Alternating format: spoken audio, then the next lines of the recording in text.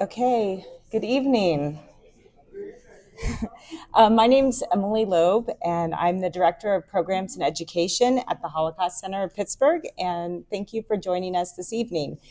I know some people have been in this room before, but for those who haven't and who are wondering, this was originally an indoor swimming pool. So if that helps explain the beautiful white tile, and this is one of the first indoor pools in the country. It's pretty cool. So again, thank you for joining us. As you are here this evening for the Holocaust Center's program, I want to tell you a little bit about the Holocaust Center. Our mission is to connect the horrors of the Holocaust and anti-Semitism with injustices of today. And then through education, we seek to address these injustices and then empower individuals to build a more civil and humane society. And at the Holocaust Center, we work with schools and teachers and organizations across the region to support them as they teach about the Holocaust and anti-Semitism. And we use a range of tools to do this, including our own Chutzpah comic book series. We also organize numerous public programs throughout the year, like the one you're attending this evening. So tonight's program is part of our Generation Speaker Series, and this is a program that's generously sponsored by the Sylvia and Martin Snow Family Fund. And we organize for speakers to share their family's stories of how they survived the Holocaust to a range of audiences. And this goes from middle school students all the way through seniors to government employees. And during this last school year, we actually shared our family stories to over 7,500 people. And it's through these talks that we help students and the general public connect the history of the Holocaust to real people and real families. So tonight, you are very lucky to get to hear Dr. Melissa Marks' family story. And while Melissa has presented her story in private settings to students and organizations, this is the first time that she's presented it in one of our public programs, and we are honored to have her here this evening. And so now I'm pleased to introduce and turn the microphone over to Melissa's daughter, Abby Ricken Marks, who's one of our interns this summer, and she's going to introduce her mom.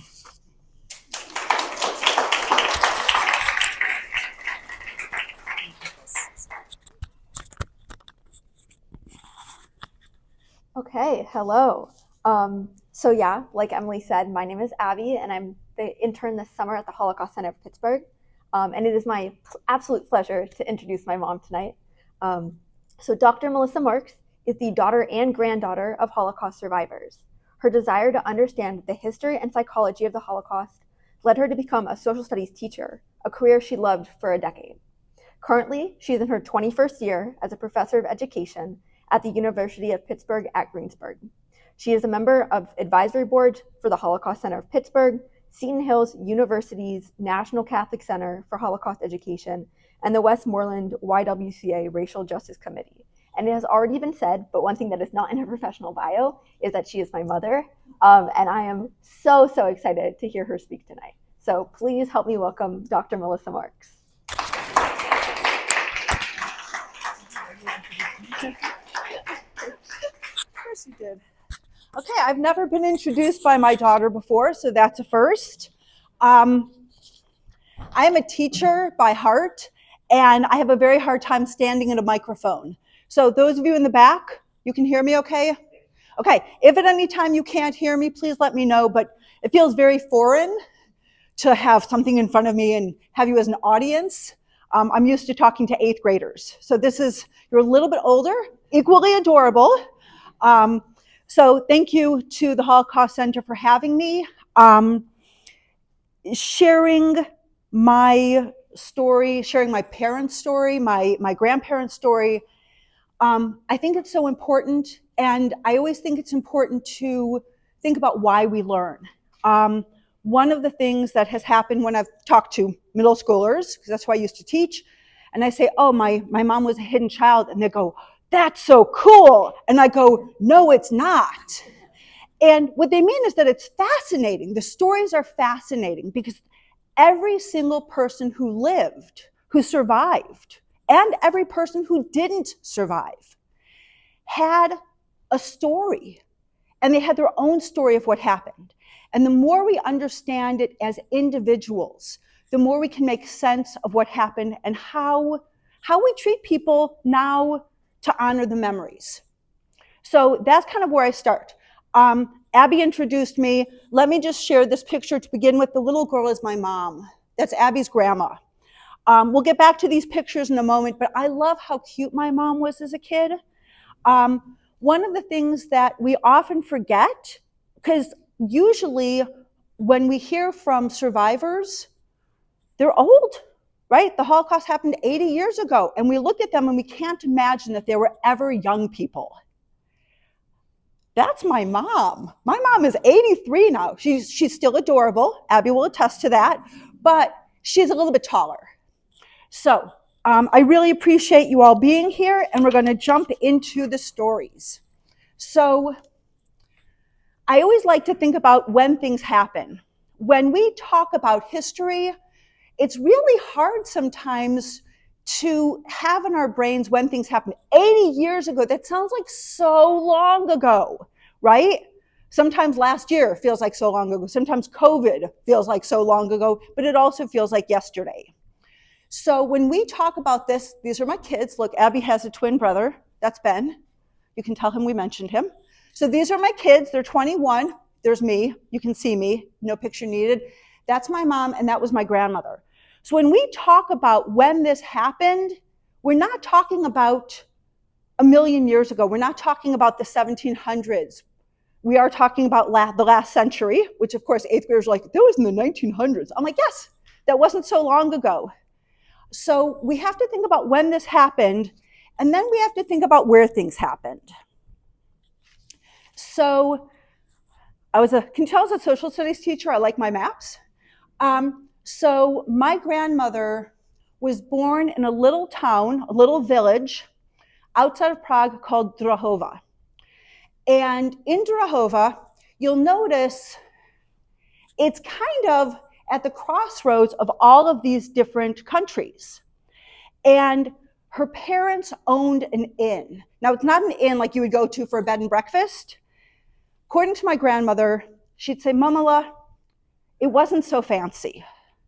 She said, you didn't get a room, you got a bed. And you got a meal. And it was whatever her parents had, and they cooked, and you got that. You didn't order anything. You said, I'd like a meal. You eat what you get. And there was a bar, because if you've got a bunch of men traveling, you have a bar. You're going to make money that way. And they had cards. They would play cards at this bar. But this was her house. But as a very small child, she would serve the meals, and she learned all the languages. So she learned, obviously Czech, because that's where she was living. Her first language and the language that she dreamt in was Yiddish, or what they used to call Jewish. She spoke Hungarian, she spoke German, she spoke a little bit of Polish, she spoke some Russian. She spoke all of these languages because of where she was from and what she was doing as a child. So I want you to keep that in mind because it becomes important later on. So this is all the foreshadowing of her story. So my grandmother, and I'm going to point out where Belgium is because we're going to get to that. So here's the stories. You guys ready for stories? One of the things I love is story time. So once upon a time, isn't that how we begin stories? Once upon a time, there was a girl named Rivka. And Rivka, who's my grandma, Rivka was one of 14 children. She was the second oldest. Now, according to Rivka, and how many of you have siblings? Okay, you're always right in the stories, right? Your sibling was wrong no matter what your parents said. So please realize that the stories I'm telling you are my grandmother's stories. So I have no idea about the other perspective. So according to Rivka, her older sister Golda was a princess. She didn't help. She was too good to help, so everything fell on her. And she had 12 younger siblings, and her mother was always pregnant. In truth, Rivka had younger siblings, Raphael and Chaichu, who were born in the same calendar year. Chaichu was born on January 1st, and her brother was born that December. Lots and lots of children very soon. So Rivka took care of all these children. She helped out in the inn. She was constantly busy. Her sister grows up. Goldie gets married to a man next door named Pincus, and that was, he was the boy next door. He didn't come from such a good family. They weren't very educated. They weren't very rich. They were very handsome. The mother had died years before. The father, the nicest thing you could say about the father was that he was honest. It's not such a great recommendation. So,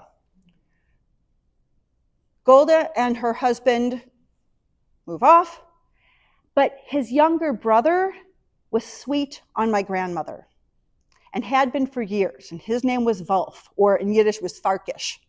So Farkas would come over and he would run the bar. He would play, he would be the one to be the house in the card games. And of course, he got to keep some of the earnings and the rest went to the family. He would play with all the little kids. And she didn't want to marry him. She wanted something more than this little village life. So, and she didn't want to be helping with her siblings all the time. So she decided she was going to go to Belgium, to Antwerp. Her aunt was a diamond cutter there. Now, when I tell this to 8th graders who was like, she had diamonds? No, she didn't have diamonds. She cut diamonds. She was a worker. But my grandmother went across Europe, went to Antwerp, became a diamond cutter. She thought that because her father was so important in the village, all these men would just know that by looking at her. My grandmother was a small town rural girl in a big city, and people saw her as that. She said, Mama, they looked at me and they saw a little nothing maid. And in my head, I'm going, Grandma, you probably look like a little nothing maid. But she's there, she's working, big city, bright lights, and Farkas follows her across Europe because he's in love with her. Isn't that so nice? All of you have to go, aw, because that man became my grandfather. Isn't he handsome? So you'll notice that my grandfather's in uniform. He never served. He was in the army. There was no war going on. So he wasn't a decorated soldier. He was very, very smart. My grandmother said that he had memorized different sections of the Torah and the Midrash, but he was really bad with languages. My grandmother, really good at languages. They lived in Antwerp. She's picked up Flemish pretty quickly, spoke it fluently. He didn't speak it so well. So he used his brawn and he became a furniture mover. And that was what his job was. So the two of them are in Belgium. They get married. Now, I will tell you a kind of hilarious story. They had a Jewish wedding. Now, for those of you who may not know this, according to Jewish law, you have a Jewish contract, you have witnesses, you break a glass, rabbi says you're married, you're married. That's not a marriage according to the state. Much later on, my mother was in school, and the Catholic schools were the only schools that were around after the war.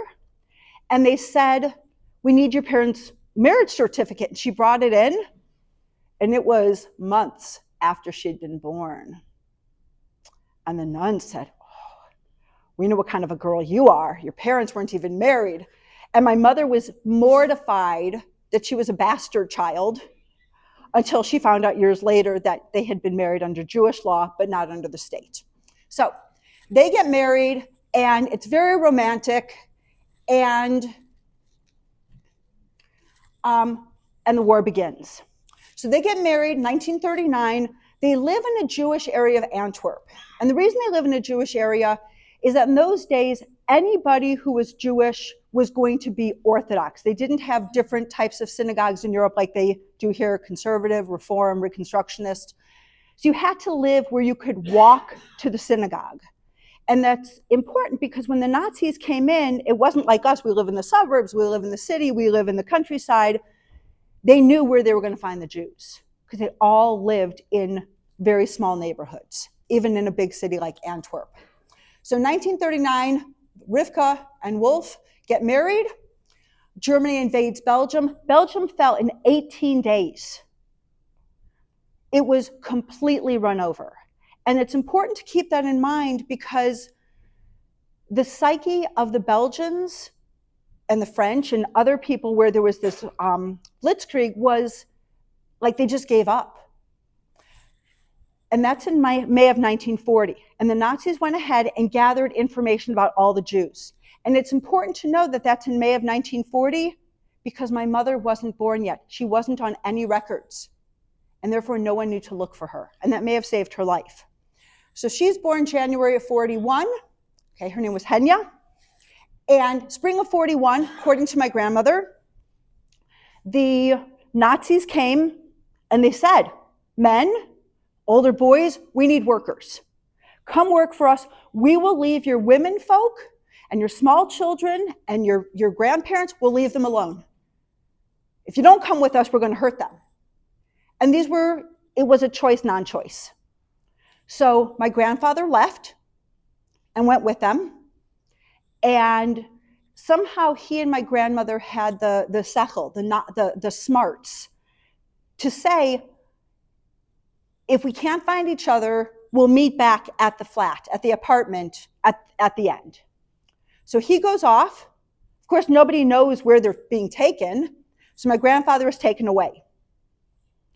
August of that year, my mom is 8 months old. According to my grandmother, 1 a.m, the Nazis come back and are hitting the door with their rifle butts. Schnell, you've got 1 hour. Get what you need, get out here. My grandmother told me that during that 1 hour, she heard a gunshot outside, and there was somebody who was dead when she went out there. She never asked questions, you didn't ask. My grandmother carried 2 bags, an 8-month-old baby, and if any of you have ever had children, you know 8-month-old babies are not small and easy to carry. And she said it was the middle of the night. She didn't know if she was coming back. She had on a red robe, her robe, because she needed to be covered. And she had on her fur coat in August because she knew if she didn't come back, she was going to need something warm. My mother is wrapped in a fur stole, and they come outside. My grandmother was 5'3" and maybe 120 pounds. I have no idea how she managed this. It is one of the mysteries of the world. But she's out there, and they took them to sorting camps. Now, I don't know if you all have heard of these before. I had not in my studies. Jews were rounded up from everywhere, and they were taken by train. Sometimes they were taken directly to camps like Auschwitz, but a lot of times they were taken to sorting camps. And they'd say, you look like a good worker, you maybe not such a good worker. And they would put women out east in Poland to work on farms, and they would take men into the heart of Germany to work in coal mines or in ammunition factories. They would take people where they needed them, and they were very, very efficient, except this time. My mother and my grandmother got to a camp called Milan, and it was a sorting camp, and it was overcrowded. They'd brought too many people all at once. And the first day, my grandmother said all my mother did was cry. All day, all she could do was cry. There's no food, there's no shade, there's no water, there's nothing. The second day, my mother didn't cry. My mother didn't make a sound. And my grandmother was sure that that was the end. Now, my grandmother had blonde hair, she had blue eyes, she spoke German, perfect German. I am sure, she always says, oh, I asked a guard. My grandmother probably flirted with him. Okay, if you knew my grandmother, she was a flirt. If you're a young, attractive man, she would have flirted with you too. So she probably flirted with him, spoke in German. A guard gave her a hard-boiled egg. And she took the egg. She says that she pinched off pieces for my mother and all the other mothers. Some for mine, some for my baby. She says she tried to give to other people while giving the most to my mom. Okay, it's day 2. Day 3, they're still in the camp. And there's nothing. And my grandmother is sure my mother is going to die. And she's ready to risk everything. So she waited until there was a change of guard. And the new guard was a 19-year-old, according to my grandmother. 19-year-old boy. My grandmother's 26. She's beautiful. She's blonde hair, blue eyed. She fits the Aryan standard. And she goes into the office and she yells at him. And she says, "How dare you confuse me with these Jews? My husband works for the Austrian government." Lies, more lies. "If you don't get me out of here right now, I'll be where you are and you're going to be where I am." And then she spits on him. Now, he should have killed her right then and there. Everything I've read, Jews were killed for a lot less. But I read a book. How many of you know who Dr., not Mr., this isn't Star Wars, how many of you know who Dr. Spock is from the 70s? Okay, Dr. Spock, for those of you who are young, Dr. Spock was this American doctor who said, this is how you raise children.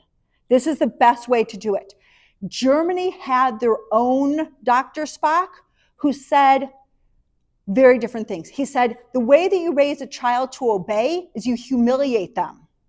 And I read this. I read the translation in English. And one of the things that stuck with me was that he said, if you tell your child not to wet themselves, and they wet themselves, have them stay in their own stink and invite people over and mock your child. It will not happen again. They will obey you next time.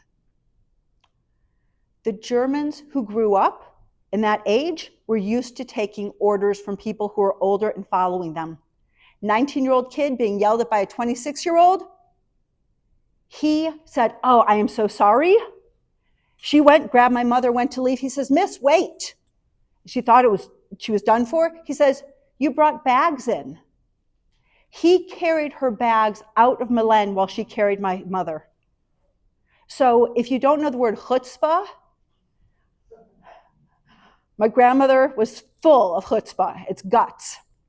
So she said she left, but remember, she's wearing this like crazy lady outfit, right? She's wearing her red robe. She's got a fur coat on in August.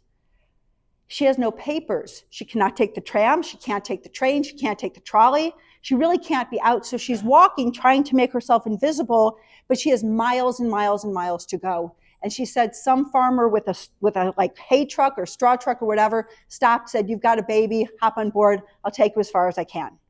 So she went back to her apartment. She got some things, and then she started to find places to stay. There weren't a lot of options. She couldn't stay in her apartment. The Nazis were watching it. Remember, this is a Jewish neighborhood. You could watch the apartment, see who's going in and out. So she went to, there we go. So she went to a furniture warehouse. So my grandfather's boss says to him, "I need a place to stay. Can I stay in the warehouse?" And he says, "There's no heat. I'm not giving you food. And if you get caught, I'm going to say I didn't know about it." She says, "That's fine. We just need a place." So they stayed there for about 6 months, including in the winter. And I said to my grandmother, "How did you get food?" And she says, "Mamala, Germans were in the city. The restaurants were staying open for them. I went behind the restaurants. I looked in the garbage, looked in the big garbage things. I found food." I said, "Grandma, you went dumpster diving?" She says, "I didn't dive. I was very careful when I climbed in." The other thing that I found out she did, and remember, when you hear about your grandparents doing things, it's always like, didn't need to know that, right? I said to her, "Grandma, how did you make any money? How did you get like more food?" She says, "The prostitutes were very well paid." And I said, "Grandma." She says, "No, Mama, not me. I sewed for them." She crocheted and sewed dainty underthings, my grandmother's words, dainty underthings for the prostitutes, who then paid her in black market goods and food. You always have to laugh. You go, "Grandma, nice." So they lived there for a while. And then the furniture warehouse guy was like, "You're beautiful. You're a woman. You own me." And he said to her, "You're going to sleep with me or I'm getting the Gestapo." And she left. One of the things that you don't hear in oral histories oftentimes are like all the details, because they get kind of fuzzy. I said to her, "Where did you stay after that?" She says, "Mama, I stayed where I could." I'm like, "Where is it?" She goes, "Anywhere." So they might be under a bridge, they might be in somebody's home. She never really was able to explain where she was for a certain amount of time. And So then she had a cousin. Okay, you guys ready for like that 1, 2, 3 type of thing? You guys with me? She had a cousin who was married to somebody who wasn't Jewish. So her cousin was a man. The wife hid him, but there was some type of underground communication. They would write inside the old-fashioned matchbooks and communicate who's alive, who's not alive, where is not safe anymore. They communicated, which is just a crazy thought to me. And she found out about this family, the Delphas family. And the Delphas family was willing to take in a child. Not a Jewish child. It wasn't about religion. It was a child. And the reason was that the daughter was 18 years old. Her name was Gilberte. And Gilberte was a midwife, somebody who helps, so like an OBGYN, but just for childbirth. And Gilberte said to her 40-year-old parents, what could a child have done that is so bad that they should be killed?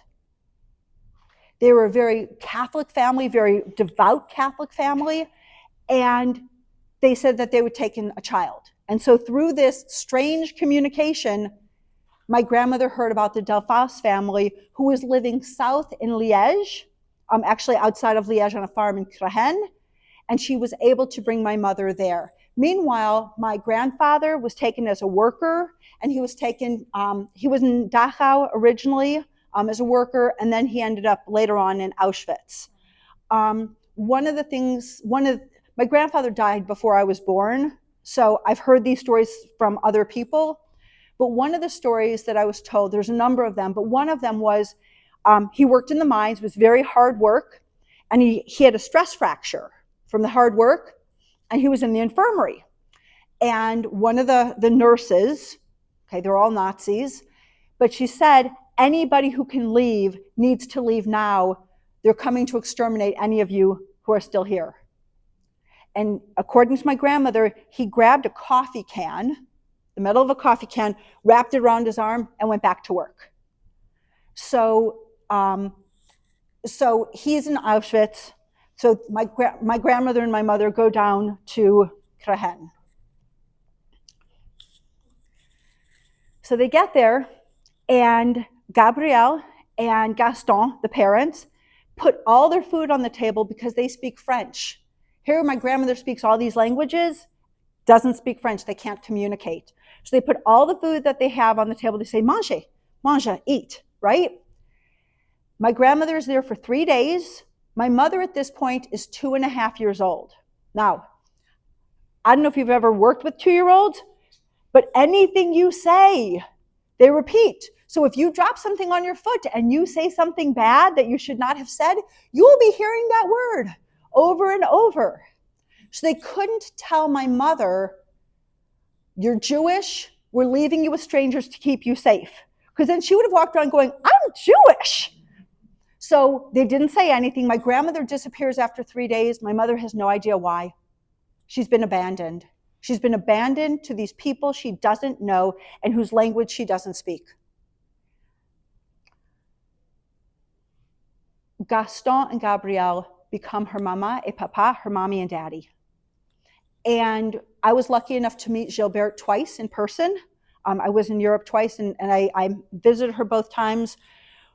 What she told me was Gaston was a printer. That was his job. He was a printer. And he stole 2 government forms. And he made fake papers for my mother and my grandmother. And another man, Karl Hensler, was a photographer. We'd have no idea how the two of them knew each other. He took these photos. The interesting thing is there is a photo that I have of Gilberte, the daughter, and he signed his name to it. All of his other photographs have his name signed. These do not, because if they got caught, he didn't want them to be able to trace it back to him.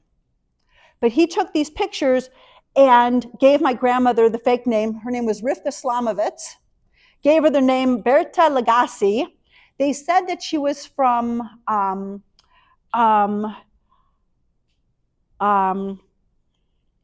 just lost it. What's the little country next to Belgium? Luxembourg. They said she was from Luxembourg, and that's why her French was a little bit off, and she was their maid.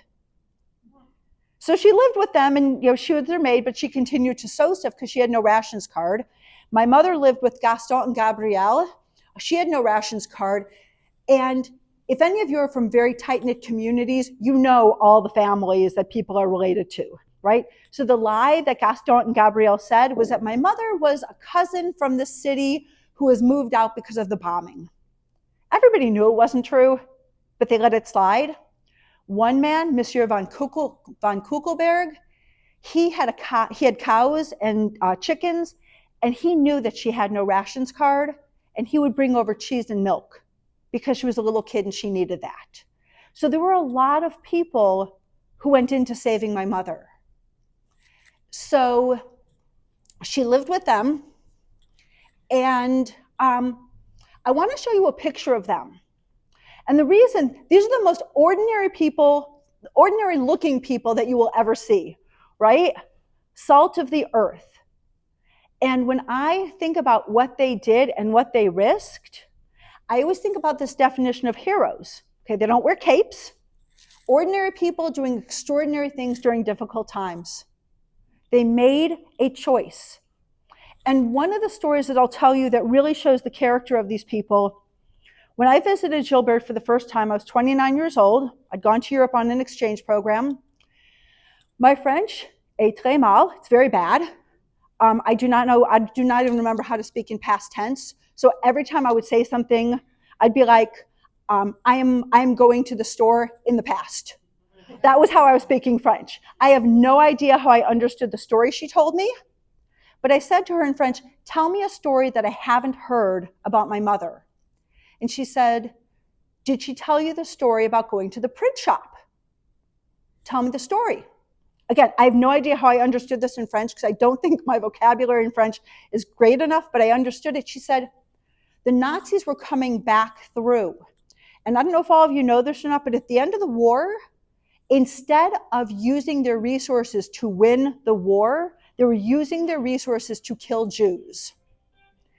And so when they were marching back through, they were still looking for Jews. And she said there was a man in her village who would have sold his own mother for a loaf of bread. And they were sure that he was going to turn them in. So Gaston, here he is, this 40-something-year-old man.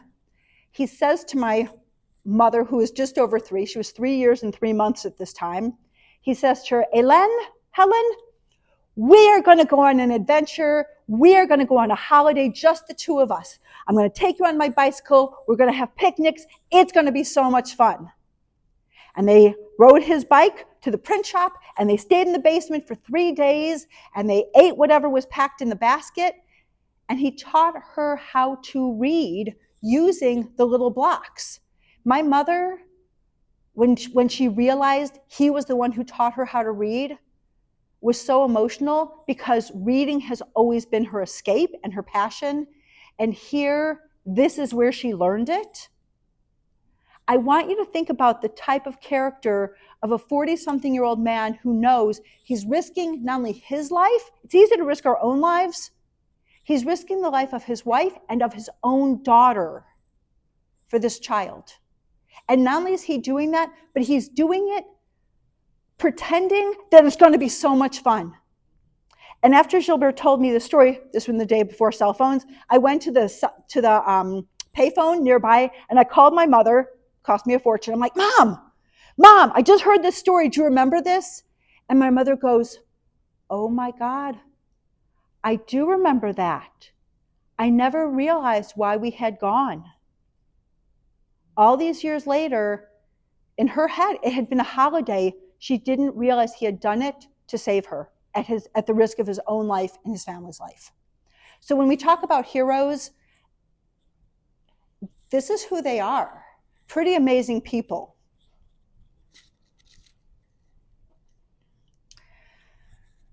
So that's what's going on with my grandparents. At the end of the war, my grandfather miraculously got through the camps. What my grandmother used to tell me is that he would look at the barbed wire fence and want to give up. He had a blanket. He said all he wanted to do was wrap it around himself, say the Shema, and run into the electrified fence and end it all. And then he would think about his baby girl, and he wanted to live to see her get married under the chupah. And that's what kept him going. He and my grandmother met back at the apartment, like they said. She was already there after the war. And she said he walked in and it was like seeing a skeleton. She didn't even know who he was. My grandfather was 5'10", which is a couple inches taller than I was. Very big, strong man, right? He was a furniture mover. Big, strong guy. He weighed less than 90 pounds. My mother was still with Gaston and Gabrielle, so they went down to where she was. And Gaston and Gabrielle looked at my grandfather and said, "You are staying here until you're well." And so they stayed with Gaston and Gabrielle so that my grandfather could heal, at least physically. So they were reunited. My mom always considered Gaston and Gabrielle her mama et papa, her mommy and daddy. Her biological parents were la mère et la père, the mother and the father. And if any of you remember your teenage years, when you said, "Yes, mother," it usually was not in kindness. So they lived in Belgium until 1947. She attended Catholic school. I told you the nuns made her bring in her parents' marriage certificate. And then they came to the States in 1947, and she did not want to come. And her mother lied to her and said, "We're going for 2 weeks. There's a doll there. Here's one doll. When we get there, you'll get another doll." And they got on the ship and they left, and my mother never saw Gaston again. He died of cancer while she was in college. My grandfather died. My mother got married. Remember I told you he wanted to see his girl get married? She got married July 1st, 1962. He died that November of a massive heart attack. I always think he made a deal with God or the devil. He lived to see her get married.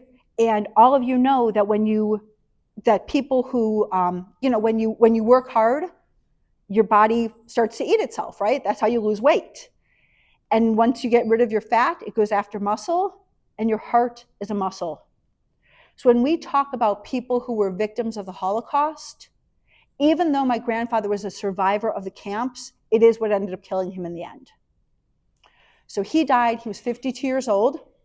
My mother was in Cleveland with my grandmother and her 13-year-old sister.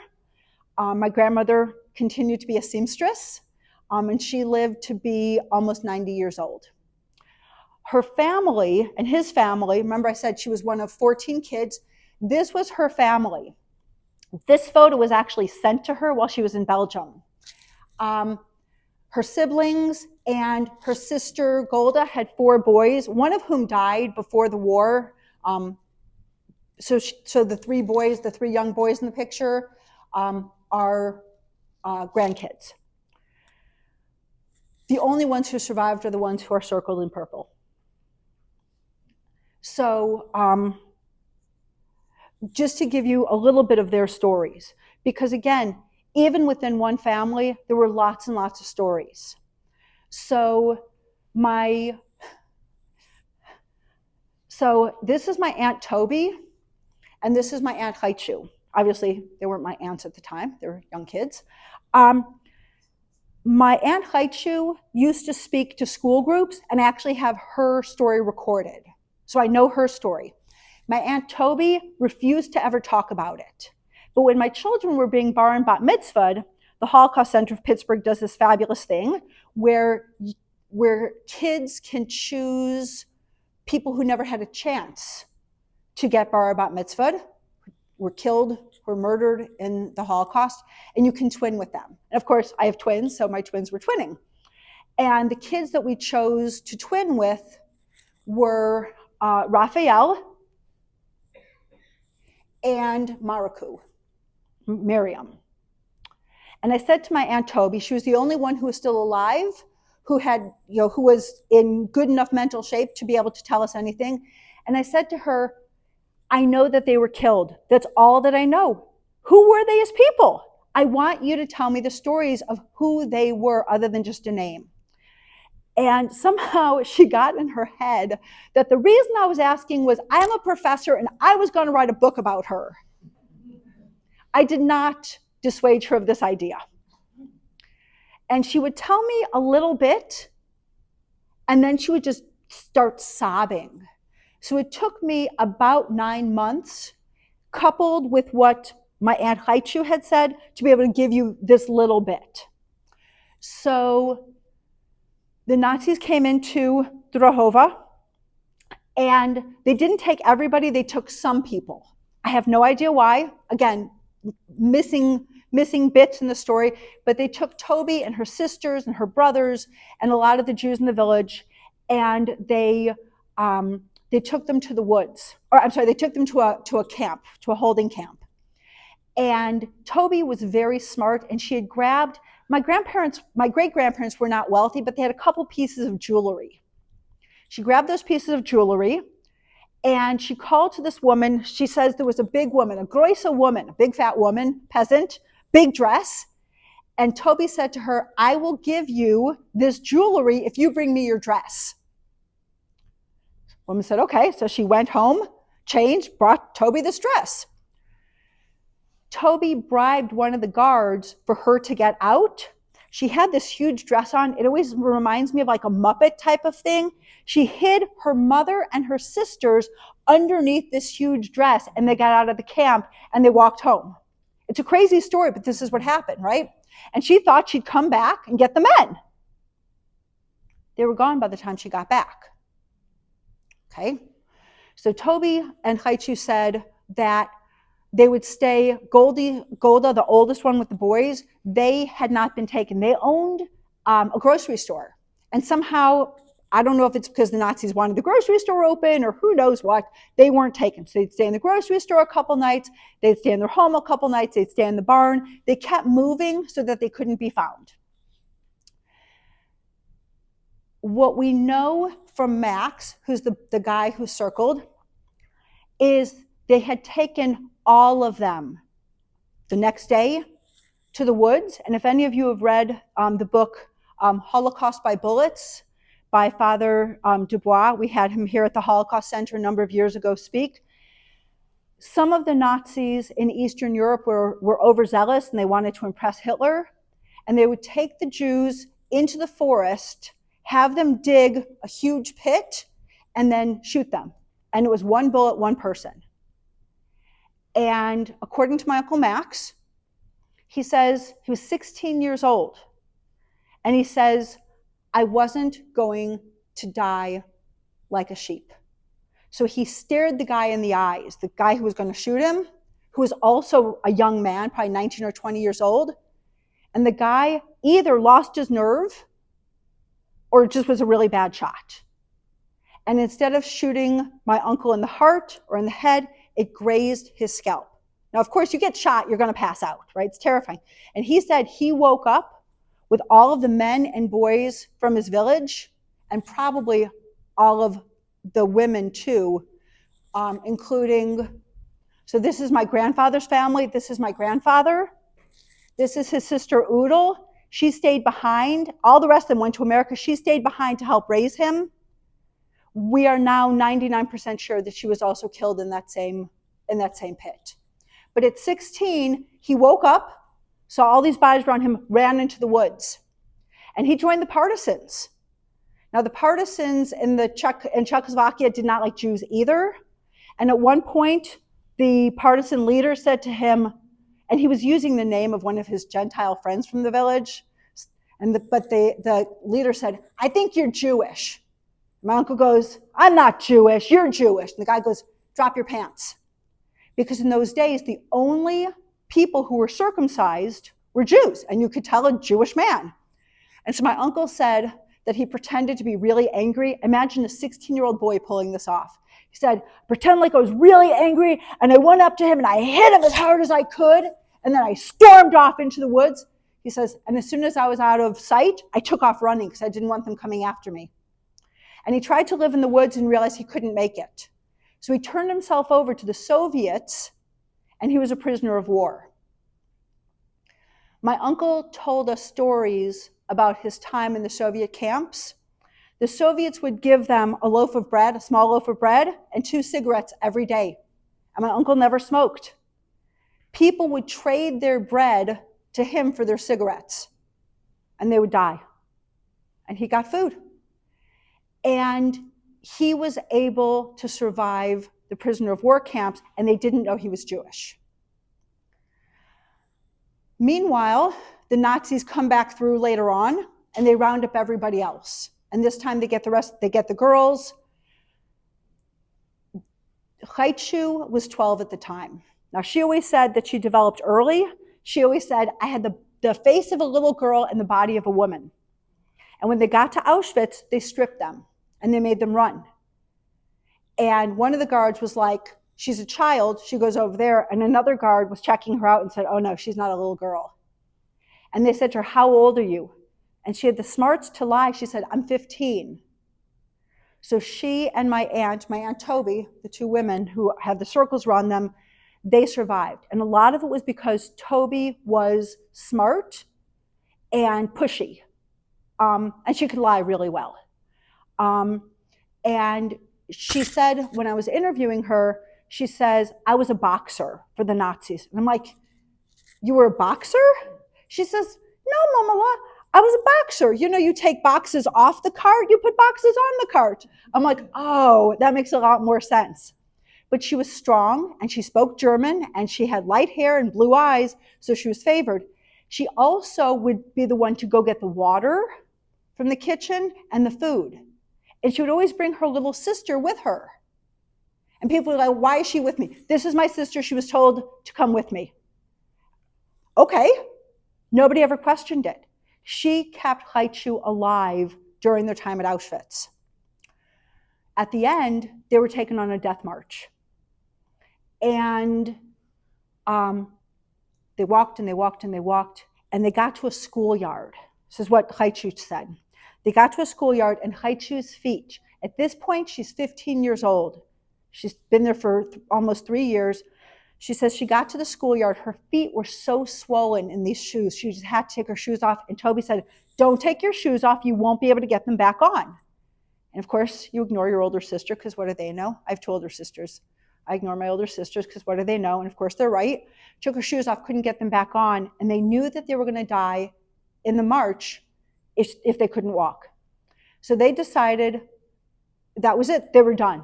I have no idea how they escaped from the death march. At this point, a lot of Nazis were leaving because the war they were losing. Again, things I will never know.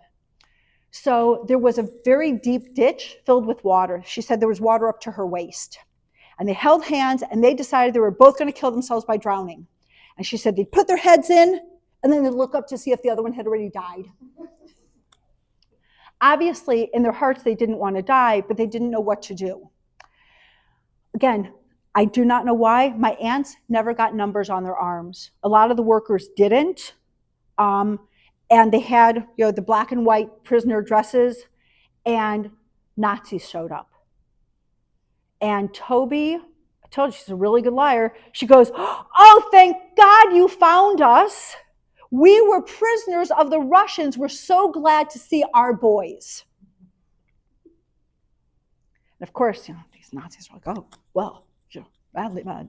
And they're like, oh, of course, we'll take care of you, young ladies. Come with us. You can live with us. We'll feed you. We'll house you. We'll get you real clothing. You can be our washerwomen and our cooks. And Toby said to Haichu, you are going to have to be mute, even in private, so that our stories never are misaligned. So for about, I think it was like 6 months of the war, Haichu did not speak. In private, in public, she did not speak. Toby did all the talking for the both of them, and they survived.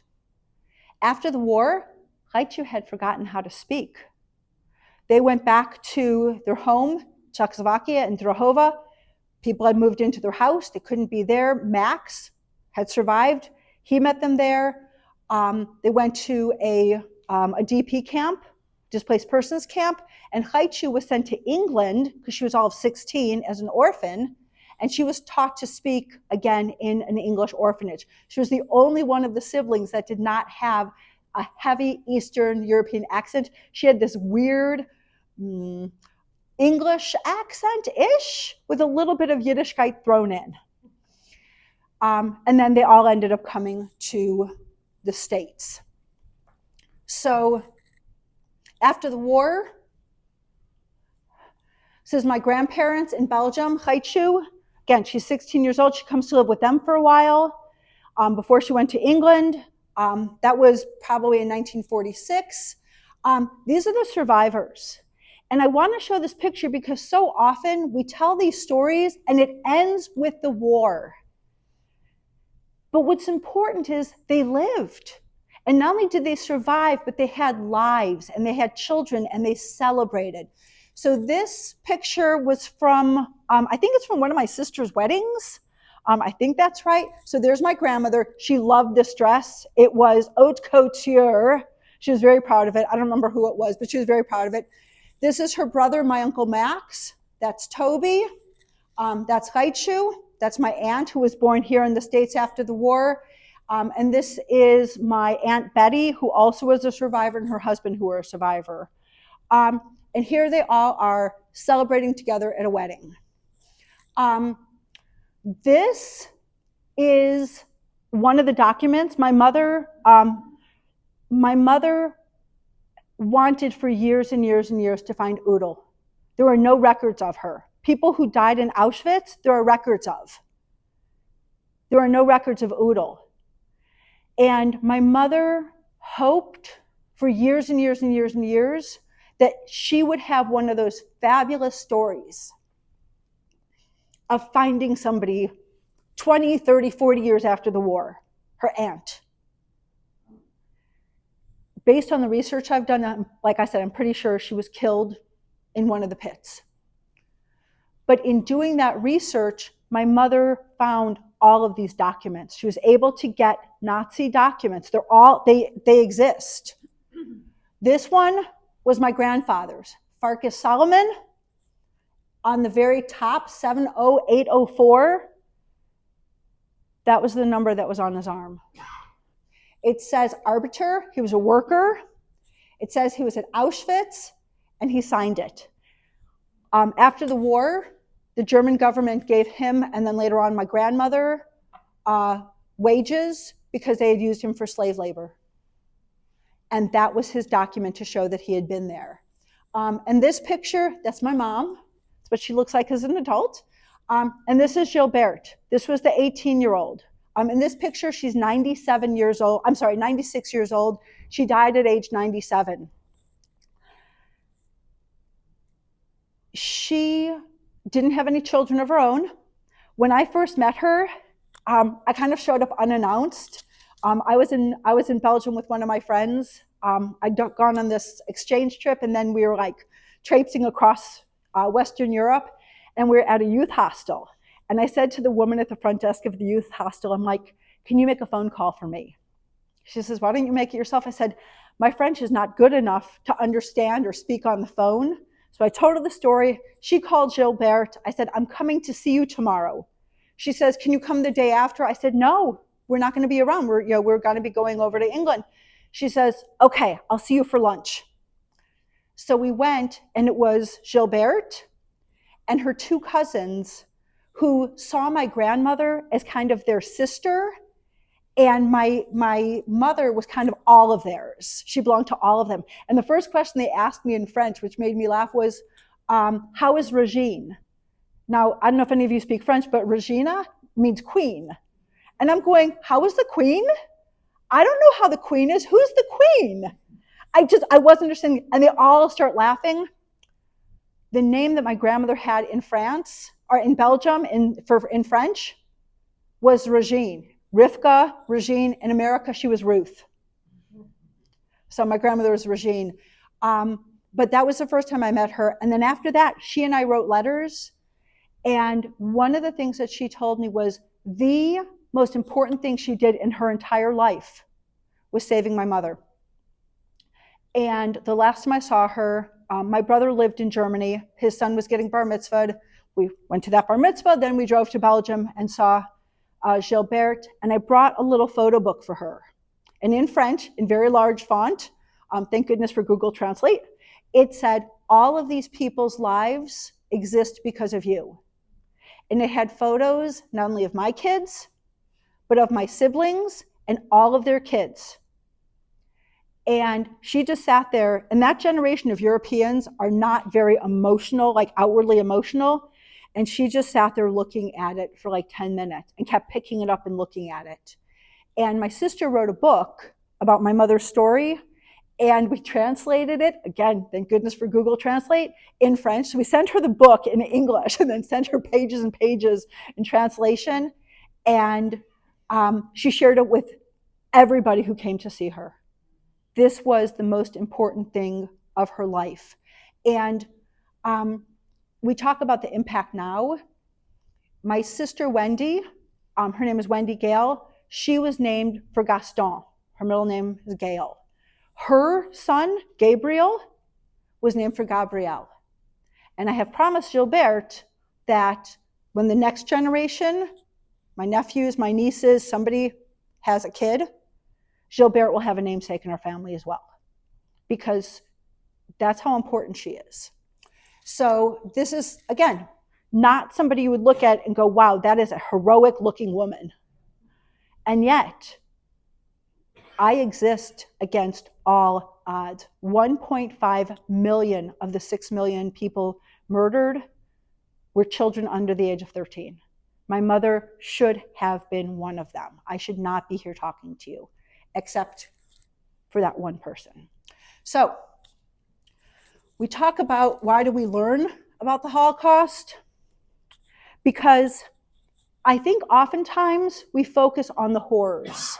We focus on the awfulness. And I think instead we need to look at the people who did the right thing, right? I was a history teacher. Why do we learn history? Because we learn how to do things better. So we need to become upstanders, not bystanders. My mother has told me since I was a small child, you're either part of the solution or you're a part of the problem. There is no in between. And silence allows evil to happen. It cannot be somebody else's problem. We need to use our voices. We need to use our privilege. We need to be upstanders. We need to use our voices to watch out for others. You see something happening, you don't say, it's not my problem, that's not my group. You find a way to help. You find a way to make sure other people are taken care of. Recognize that individuals make a difference. One person saying to her parents, you need to do something. We have a house, we can save a child. And then other individuals from their community providing food, providing photos, going along with it. My grandmother told me the story. She had her fake papers. She was on a trolley in Belgium, and the Gestapo came on board and was looking at papers. And she said she felt the blood drain from her face. And the person she was sitting next to, a complete stranger, she has no idea who this person was, took a dried crust of bread out of their bag and said, eat this, because when you chew, the color comes back. Such a small thing. Such a small little thing probably saved my grandmother. We in this room are each individuals.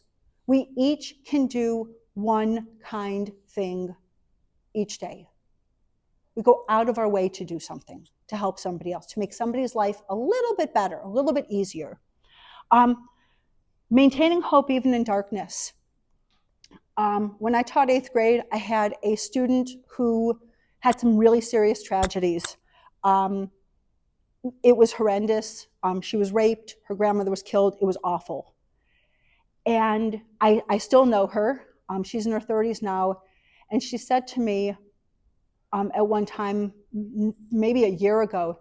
She says, I want you to know, you told us your mother's story, because my 8th graders were reading Diary of Anne Frank in their English class. She says, you told us that story, and I kept thinking to myself, if Miss Marks's mom can grow up and have a family and have a life after what she went through, I can too. And I think, I never even thought about the impact. I just wanted them to know that Anne Frank's wasn't the only story of a hidden child. Maintaining hope, even in darkness, it's a powerful thing to hold on to. And then the last thing is that genocide and prejudices continue. I have friends in Germany, very good friends. I just saw them this summer. I'm very, very fortunate. And we talk about how easy it is to divide people. We make this group feel like they're the special group, and you guys are not the special group. They will actually start treating you differently. It's that easy. We know this. We have to be really vigilant. We have to be aware. We need to not allow divisions. We need to build bridges. I mean, we're the city of Pittsburgh, right? We have to build bridges. So I always love this. I love this picture. So this was the book that my sister created for my mom's 75th birthday. But it's just, I look at my mom. My mom is this incredible person who, is so full of love. She loves my father most of the time. No, I'm joking. She loves my father. She has 4 kids. She has 9 grandkids. She's had quite a life, but it didn't start out that way. And my grandmother always said that God was good to her. Even with everything that happened to her, she always kept that faith that God was good and that she had a good life. And that if you have enough, you are wealthy. So, thanks for joining us. If you've got questions, I'm happy to answer them. Please. Oh.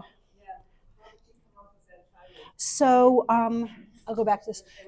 The Emerald Matchbook. So my grandmother, this is going to sound really weird. My grandmother had a 6th sense, and I told you, they communicated using the inside of the old-fashioned matchbooks. Like if you think about the old-fashioned matchbooks, and there was one matchbook that everyone was putting their name and location into, and at the last minute she decided not to, and that matchbook was found, and all those people were gathered up and killed. And so at the very beginning of the book, my sister starts off saying that my mother was born lucky, because there's an old wives' tale, an old Bubba Mansa, that if you're born and you still have the, what's it called? Yeah, it's basically placenta, let's be real. But if you're born with that on your head, that you're considered to be lucky. And so my grandmother always said that my mother was lucky because of that. And so my grandmother didn't put her name. Like there were so many times that my grandmother coulda and should have been caught, and she wasn't. The Nazis came through when they were coming back through Belgium at one point, because it wasn't just once, right? There were waves.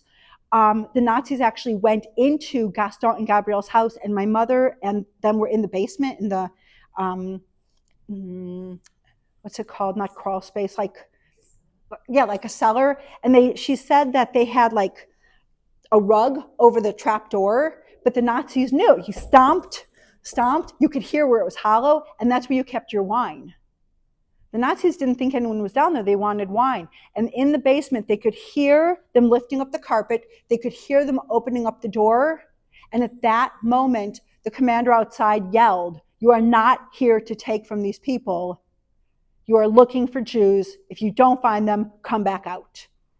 And they came back out, and my mother was safe. So there were all of these like really near misses, but the Emerald Matchbook was one of them. So thank you. Other questions?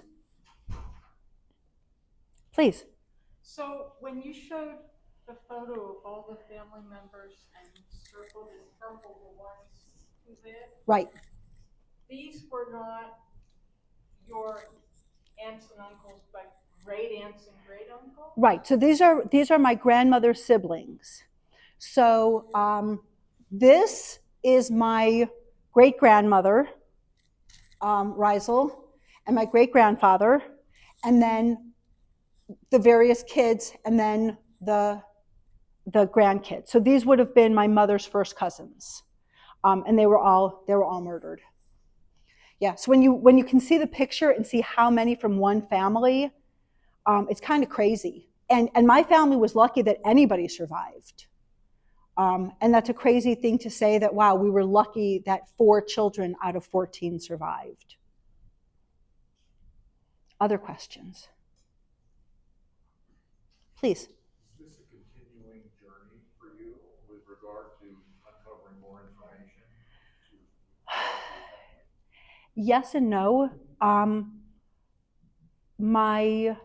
My grandmother died 15 years ago, and all of her siblings are gone, so we don't have that information anymore. What has happened is that as I travel and as I study, we like put another piece together. So just to give you an example, my husband and I were lucky enough last summer to go to Prague and Vienna, and we went to Theresienstadt. I feel a responsibility to be a witness. So we went to Theresienstadt, and on the tour we were being told where people, like what area people were brought there from before they were taken to Auschwitz. And my grandmother's town was circled in that. And then I was thinking of the stories that my aunt told me about the ghetto that they were in. And I was like, oh my God, they were at Theresienstadt. And they didn't have a name for it, right? They knew Auschwitz, but with the ghettos, it was, my aunt said it was a ghetto outside of Prague. That doesn't help much. And then all of a sudden we were there and we're like, oh my gosh. So I am learning more as more pieces, but at some point, especially once my mom is gone, we don't have the primary sources anymore. We don't have the people to verify. I'm really, really lucky because when my grandmother was alive, I could sit down at her table with her and have tea. And I made her tell me the whole thing one time, and I recorded it, and I was looking at the dates. And she told me that there was one time that she had walked across this field to go see my mother, and there were tanks, and she hurt her knee. She twisted her ankle and hurt her knee, so she was stuck at the Delphos house for 3 days. But there was an American soldier and a British soldier, and the British soldier saw her, and she said, she showed a picture of my mother, je vais au ma bébé, I'm going to go see my baby. And the British soldier wanted her shot as a spy, and the American said, no, let her go. Well, it turns out he said let her go because he thought she'd be killed with the tanks and stuff. We looked at the date, we looked at the place. My grandmother walked through what became the Battle of the Bulge. So it's not that I know, crazy things. Like if it was turned into a movie, people would be like, oh, this is so contrived. So it's not that we're learning more, it's that we're able to connect some of the pieces as I figure it out. And as my daughter does more genealogy, we're able to figure things out as well. So I will say it's been a journey of talking about it, because I've really had to figure out why, right? There's always a why. Why do we talk about this? And that has taken me a long time to come to. But I think at this point we know most of what we're ever going to know, unless there's more records that come to light. Other questions, please. Have you read the book, We Were the Lucky Ones? I've heard of it. I will tell you, there are some books I can read and some books I can't. My grandmother was of the opinion that if she wasn't speaking to you, you couldn't hear her. So my grandmother would talk about these horrible atrocities in front of us kids when we were very, very young. I do not remember not knowing what a Nazi was. I didn't know, let me rephrase that. As a 3-year-old, you know how most 3-year-olds are afraid of monsters or boogeymen or whatever? I was afraid of Nazis. I didn't know what a Nazi was, but I knew they killed your family. That's warped for a 3-year-old to know. So there are certain things I can read and be okay, and there are certain things that are too close to home that if I read them, I have nightmares. So yeah, that one I know of the book. There's a lot of movies I don't watch that I know of, and there's a lot of books I know of. I don't touch them because I can't. So please. So first, I want to thank you for just sharing so much of yourself and your family story, and that thanks extends to your family. And you actually just kind of answered a question I was going to ask. The question was about openness as you were growing up, like the culture of openness within your family. I don't know if you have more to share with that, because I know not all survivors' families have the same kinds of culture of openness. So I was just curious, what was that like for you, maybe in your siblings growing up? So we all knew the stories, all the stories. Like there are some really, really horrible stories that we heard. And we all knew them. We knew that my mother had been given away, which as a small child, and it's so interesting, and this kind of goes back to your question about changes. I always thought, like, of course you'd give your child away to protect them. And then I had children. And I thought, I don't know how my grandmother did it. I don't know if I could have. And I always thought, of course I would let somebody in my house to save them. And then I had children, and I thought, would I put my own children at risk? And I do not know. I would like to think that I would, but I don't know if I would. So with my grandmother, I think one of my friends said to me when we were in Europe on that first trip, I had a lot of tears. A lot of the museums in Europe show, like the Jewish museums, show stuff that was taken by the Nazis, and you go, who owned this and where are those people? So there was a lot of heartbreak. And we were sitting by a pond in Amsterdam, and I was just sobbing. And she said something like, there are scars that one generation cannot heal that have to go to the next generation. And I thought that was really powerful. So my grandmother told us stuff because she needed somebody else to validate so that she could start to heal. And she was a wonderful grandmother. She was just this wonderful, wonderful, funny person. But my mother, she was not a good mother to my mother. She was so broken that there was a lot of just like, you go do your stuff, I can't. So I think that it's very, very complex. So my grandmother was very open with us kids our whole lives, maybe too open. My Aunt Haichu, who she lived in California, she started talking about it when she was older, but this video I have, she starts off saying, none of you are to tell my sister that I'm talking about this because she'd be very angry at me. And then the oldest one, Toby, she never talked about it. She never talked about it until my children were 13. And like I said, she'd give me little teeny weeny bits, and then she would start sobbing. And my cousin Eileen, her daughter, said that Toby, her entire life, had nightmares and would scream out. And when we cleaned out my grandmother's house, we found an axe under the bed. So when you talk about like openness, my grandmother was open, but we did not know that she had an axe under her bed. So like, what layers are there? So, and then my Uncle Max, he was very open with his story, but he didn't like to talk about it, understandably. So there was a lot of openness, but I had friends in high school whose parents also were survivors. And the weird thing is we never talked to each other about it. We didn't know. It was like, this was ours and we needed to protect it. So now, like one of my very good friends from high school, my mom and his dad were both speakers, like Holocaust speakers. They knew each other, but we didn't know that they knew that the other one was a Holocaust survivor. So it's kind of convoluted. So does that help? Yeah, it's a complex question. Other questions? Please. Yeah, you make use of, in order to complete the network and web of family, have you used DNA searching at all? We have. My daughter, does a lot of genealogy stuff, and I will tell you all that she runs programs for the Holocaust Center on how to use Ancestry, Ancestry.com, how to make family trees, how to find all these records. She's pretty impressive.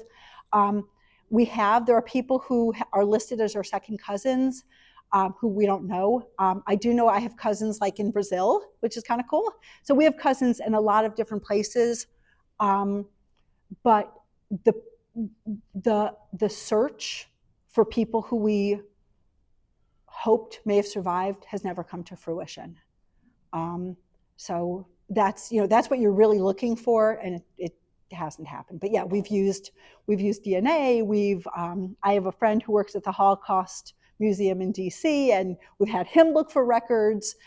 We've really gone to as much as we could to look for certain people. So thank you. Other questions, please? These were both in my grandmother's house, in her flat in Belgium. And so these were hers. So that photo, it's kind of hilarious. This photo was sent to her when she was in Belgium of her family. And one of the things, I don't know if you can see this, my Uncle Max wasn't actually in the picture. So they took a picture of him. Look, there's a line right here. It's the original Photoshop. They literally pasted him in the picture. And then this picture was taken, obviously, when my grandfather was a little boy, and it was sent to his siblings who are already here in America. And they had it when my parents came over. So that's how we have these two pictures. I don't think we have, and then you saw the wedding picture and the military picture, and those are all the pictures that we have. There's really, outside of the ones that Carl Hensler took, we really have no other photos. Please. The stories you're telling about your family and your grandmother that were so local, any of these recorded for posterity? I was mentioning this on the way over.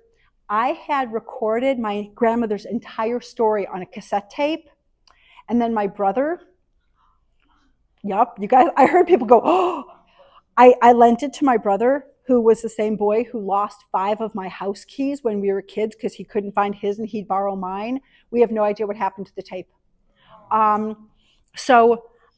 I wrote a lot of it down, and so when my sister was working on her book, when my grandmother died, I didn't want to lose her stories. So I sat down at the computer and typed every single teeny weeny thing that I could remember. And then my sisters had their stories and my mother had theirs. And that's what my sister was able to compile in the book. But we don't have it in her voice because my brother lost the cassette tape probably 30 years ago. So yeah, and it's unfortunate. So I'm going to tell all of you, and I don't care if it's who the stories are, record the oldest people in your families. And if you are the oldest person in your family, sit down with somebody and record it, because someday somebody is going to want those stories because there will be missing pieces.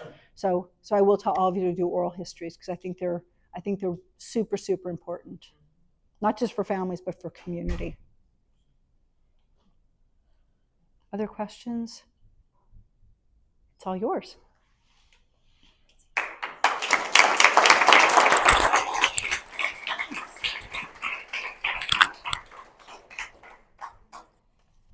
I'm sure you can all agree why I've been so excited to have Melissa share her story. It's really incredible, and we are so fortunate to have her part of our community and our region teaching about the Holocaust. So don't have my notes, but I hope you enjoyed the evening. We have some more programs scheduled this summer. On August 5th, which is a Monday night, we are going to be having a really special program in Eddy Theater with members of our generation's community who are other children of Holocaust survivors, with some people who are part of the Bamileke people who are from Cameroon and experienced a genocide in the 60s and 70s. And for the past 2 years, our communities have been working together to help them learn about setting up an organization and gaining recognition of what happened to their families, like what happened to ours. And